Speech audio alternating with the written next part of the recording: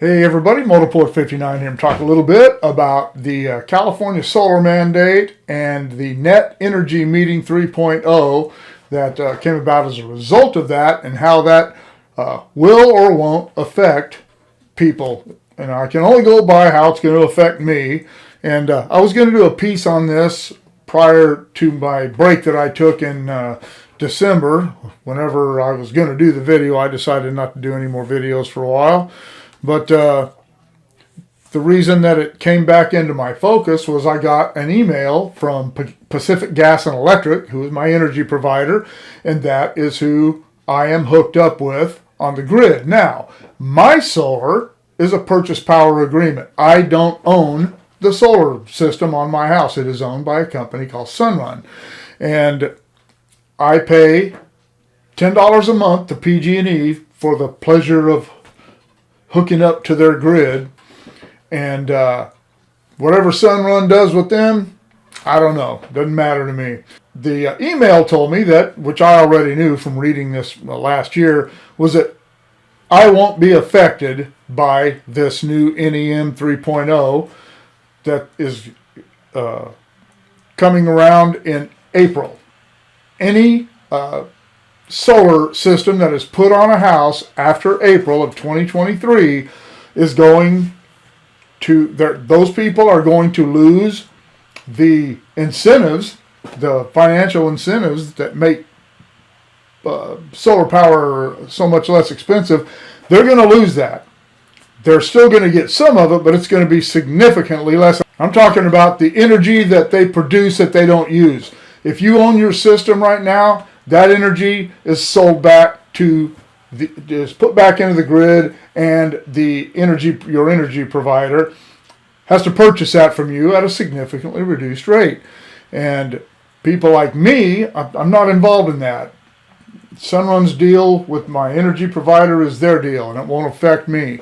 But as I said, in April, anyone who puts a solar system on their house is going to have to install a new style of system that is going to use batteries and storage batteries.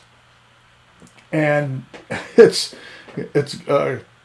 crazy. It's going to really increase the cost of installing a solar system, and if you buy that system, you'll never be able to make that money back. It'll never happen. You'll never save enough energy. You'll never conserve enough energy with your solar system to ever make that pay off. And so what is the incentive to get solar? Well, there isn't one. There is no longer, just unless you're one of those people who wants to save the planet by getting solar. There's no incentive. There's no upside to getting solar on your house after April. And I've had my solar in place since 2017. And people who, even if they own their systems, aren't going to be affected by this NEM 3.0. One of the ways that the state is going to make this happen, whether these people like it or not, and I imagine down the road they will come up with something that will affect people like me, at which time I will shut my solar off. But they're going to make that impossible. California is going to make it impossible not to have solar. But let's start with the reason that they are able to do this and not worry about people not getting involved. And it is called the California Solar Mandate. And it was put in effect in 2020. Now, I say put in effect because it's a mandate. It's not a law. That way, if this doesn't start working out for the Democrats and they start losing popularity and votes over this, they can always just go back and say, hey, it was just an experiment. It didn't work out. We're gonna reverse that mandate. We're going to rescind that and take it off the table. Let's check out the California Solar Mandate. Excuse me.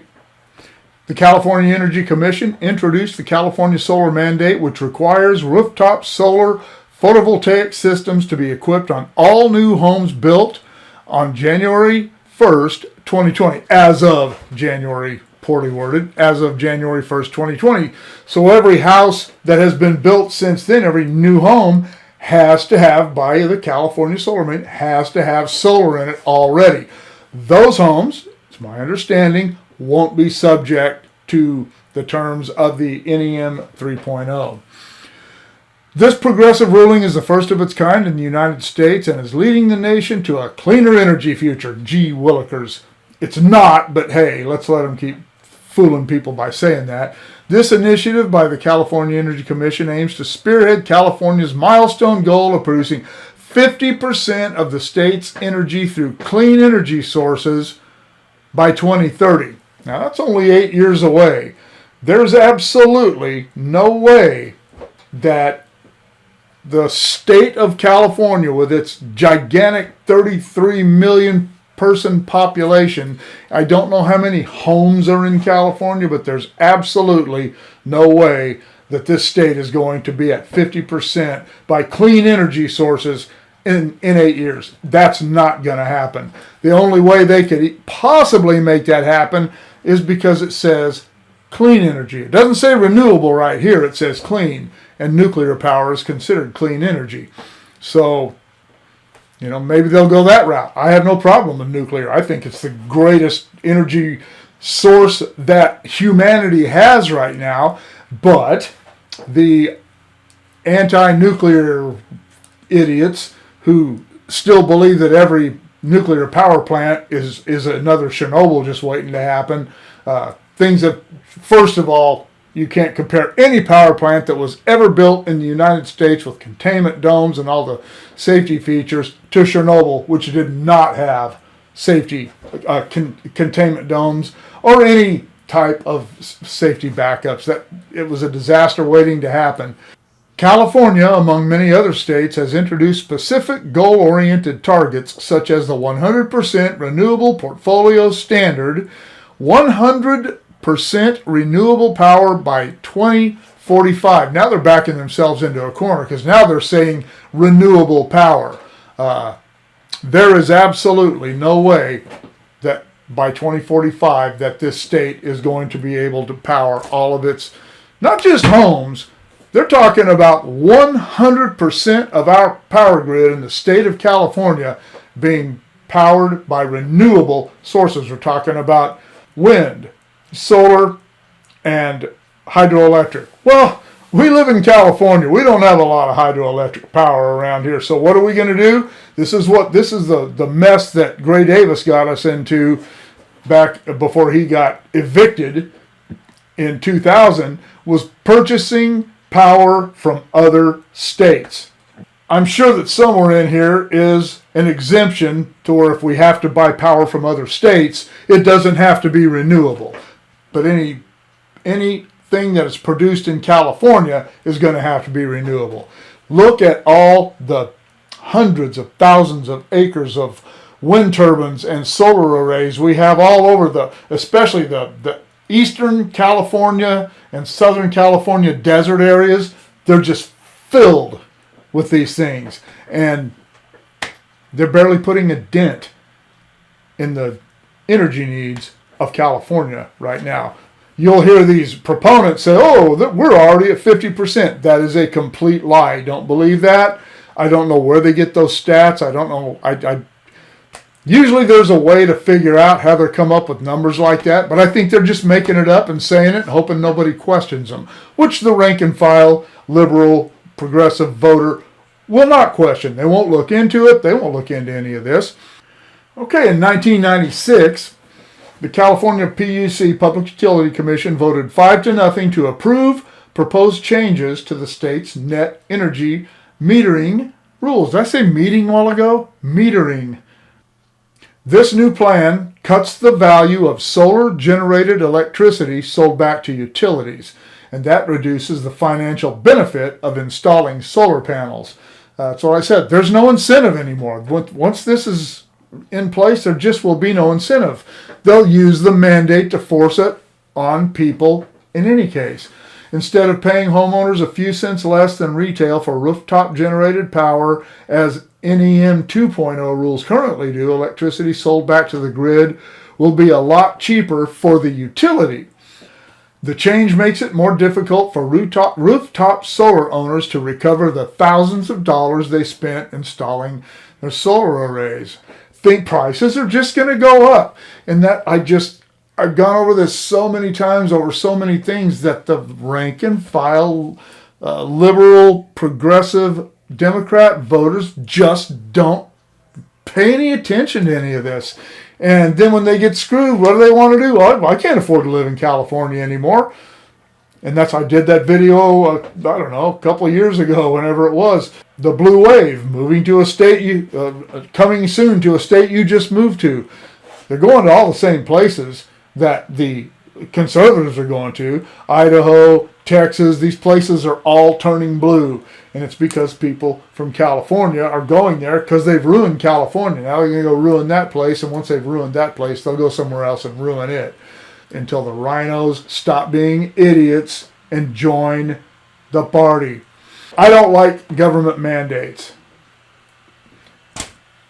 for anything, really. I don't like the government telling anyone what they have to do. But California is telling people now what kind of cars they can buy, what kind of lawn equipment they can buy, what kind of homes they can buy, what kind of energy they can buy. This is communism. Plain and simple. That's what this is. It's communism. There's nothing democratic about this. There's nothing capitalist about this. This is not how America is supposed to work. But nobody seems to care. And as I said, if I thought it would do me any good to pull up stakes and move somewhere where I would never have to deal with this again, I might do it. I'm a California guy. I like California. It's getting weird here. It's been weird for a while. And I hope that I will be able to stay here because I love California. But the people who are the younger people who are coming up right now, they're not going to be able to afford to live here. Can your kid afford to go buy a Tesla?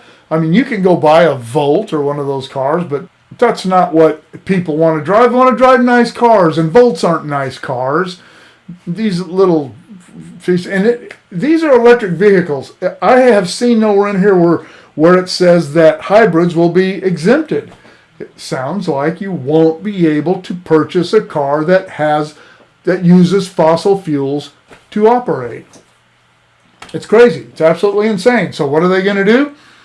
When they start losing the gas revenue, they're going to start jacking up taxes on electricity. Electricity is going to get more expensive for everyone, not just for people who drive electric cars. However, the price per kilowatt hour, the tax per kilowatt hour, is going to be, you can bet, probably within the next few years, will be very much equal with the gas you pay at the pump, with the tax you pay at the gas pump for fossil fuel gas, because California is never going to give up that revenue.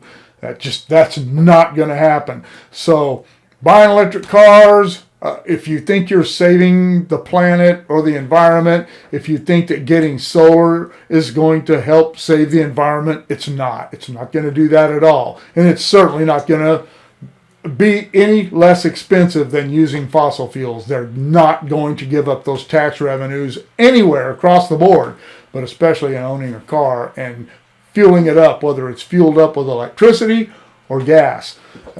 It's crazy. As I said, I won't be affected by this yet. If you have a solar system that was installed before 2020, you won't be affected by it yet. California is going to figure out a way to force this on all of us unless we start taking charge of what they're making us do. Man, these progressives are going to have to get on board. I don't expect them to agree with us politically, but they're going to have to at some point realize that they can no longer afford to live in this economy either. What do you think? Let me know in the comments below. Shoot me an email at motorpoet59@gmail.com. Like, share, subscribe, click on the bell if you want to be notified of future content, and we'll see you all later.